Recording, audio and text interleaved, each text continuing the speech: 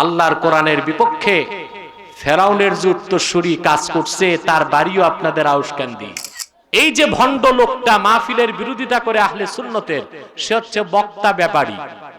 আর যদি হেদায়েত কপালে না থাকে, দ্বীনের শত্রুকে আল্লাহ তাআলা যেন পাগল বানায় দেন, পথে পথে ঘুরে ঘুরে তার জীবন যেন শেষ হয়ে যায়। এমন একদিন আসবে, গোটা আউশকান্দির মানুষ তাকে জুতা ও স্যান্ডেল দিয়ে সংবর্ধনা জানিয়ে এলাকা থেকে বিদায় করবে। ভূমিকাতে কয়েকটি কথা আমাকে বলতে হচ্ছে। বাংলাদেশে অনেক বড় বড় ইসলামী প্রোগ্রাম তথাকথিত করোনার অজুহাতে হতে পারছে না। বিশেষ করে আমারও বিভাগীয় প্রোগ্রামগুলো করতে পারলাম না। আপনাদের রেজিস্টার মাঠ সিলেটে প্রোগ্রাম ছিল, হতে পারেনি।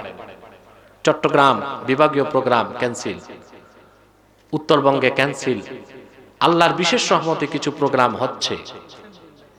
ওই রহমত যারা পেয়েছে তাদের মধ্যে আপনারা বেতাবপুরবাসীও আছেন, আলহামদুলিল্লাহ।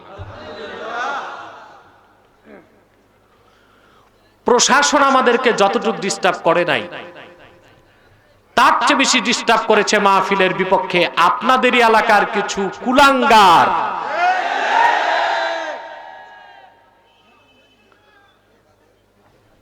আমি জানি না তাদের জন্মটা কোনো মুসলিম ঘরে হয়েছে কিনা, কারণ আল্লাহর কোরআনের মাহফিলের বিপক্ষে মুসলমান দাঁড়াতে পারে না। সমস্যা দুই জায়গায়, হয় সে অমুসলিম, নয় তার জন্মে খানিকটা সমস্যা আছে। জন্মে সমস্যা থাকলে তাকে বলা হয় কুলাঙ্গার, আর একেবারে বুঝতে চাইলে খাসভাবে বলতে হয় হারামজাদা। প্রশাসন থেকে কমিটিকে বলা হয়েছে, এই আল্লাহর কোরআনের বিপক্ষে ফেরাউনের যে উত্তরসূরি কাজ করছে, তার বাড়িও আপনাদের আউশকান্দি। তবে কে, তার নামটা আমি বলতেছি না, কারণ কালকেই তো তারে পিটায় আপনারা তাম্বুরা বানাবেন।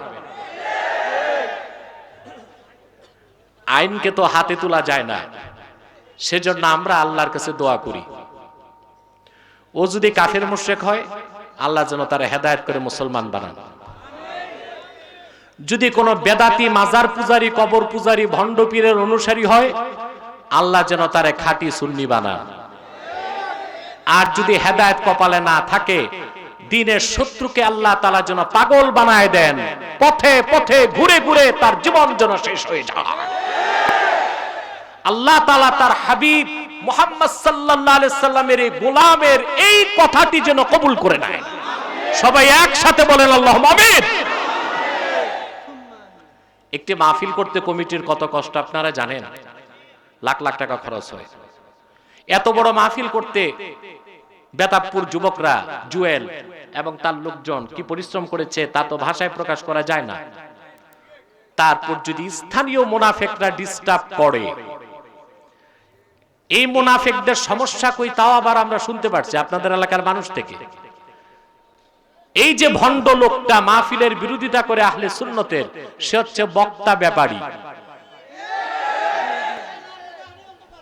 এই বক্তা ব্যাপারী বক্তাদের সাথে কন্ট্যাক্ট করে এলাকাতে মাহফিল করায় দেয়, নেয় 50,000 টাকা, বক্তাকে দেয় 35,000 টাকা।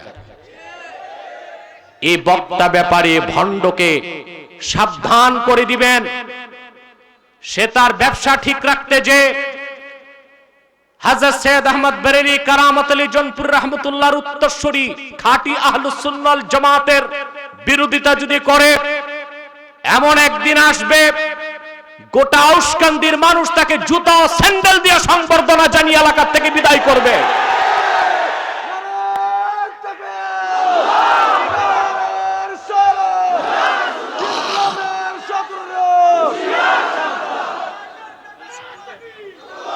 সম্মানিত সুধী,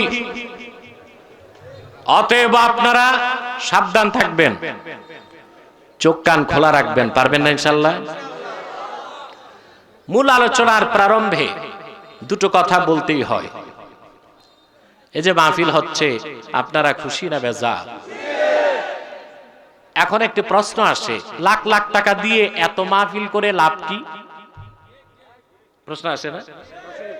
প্রশ্নটা ইতিমধ্যেই নাস্তিক মহল থেকে আসতেছে। বাংলাদেশে কিছু বুদ্ধিজীবী নামের বুদ্ধি প্রতিবন্ধী আছে, এই কথাটি তারা বলতেছে যে লাখ লাখ টাকা খরচ করে মাহফিল দেয় মৌলবীরা, মানুষকে ধর্মান্ধ বানায়।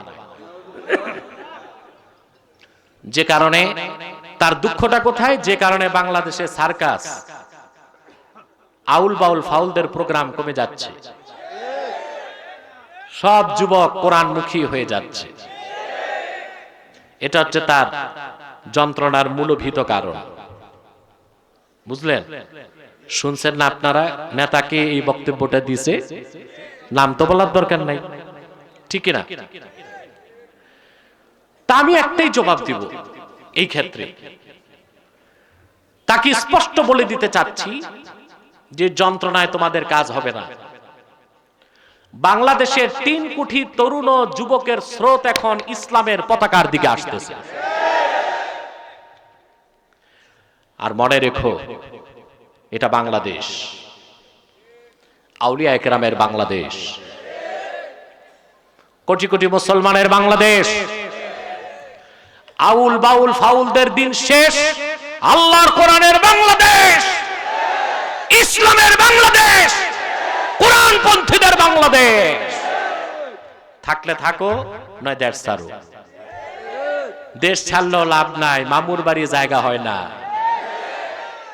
দেখছেন না, একজন 7 সমুদ্র পাড়ি দিয়ে গেছে মামুর বাড়ি, ওখান থেকে চা পানিও পায় নাই, পত্রপাঠ বিদায়। পত্রপাঠ বিদায় বুঝেন?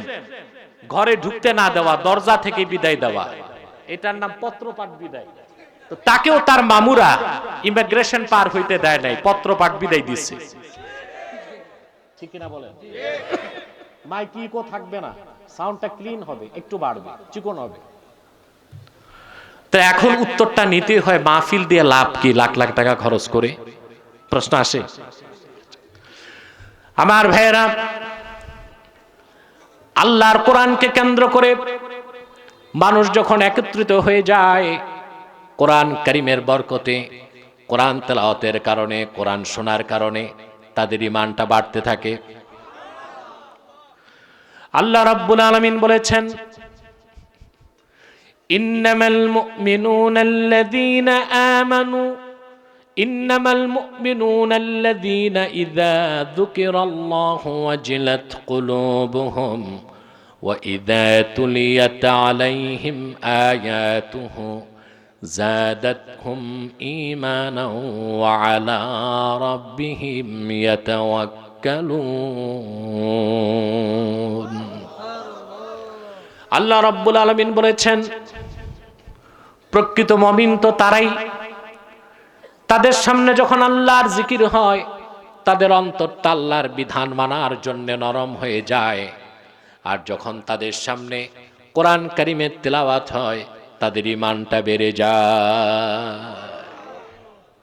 তাহলে মাহফিল করলে, কোরআন কারীমের মাহফিল হলে ঈমান বাড়ে। সুবহানাল্লাহ বলবেন না? এটা প্রথম লাভ। এটা কি? 2, মানুষ যখন কোরআন কারীমকে কেন্দ্র করে বাড়ি থেকে রওনা দেয়, সুবহানাল্লাহ, তখন তাদের সগীরা গুনাহ সব মাফ হয়ে যায়।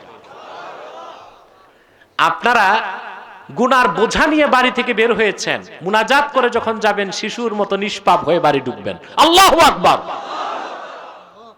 এটা মাহফিল ছাড়া আর সম্ভব?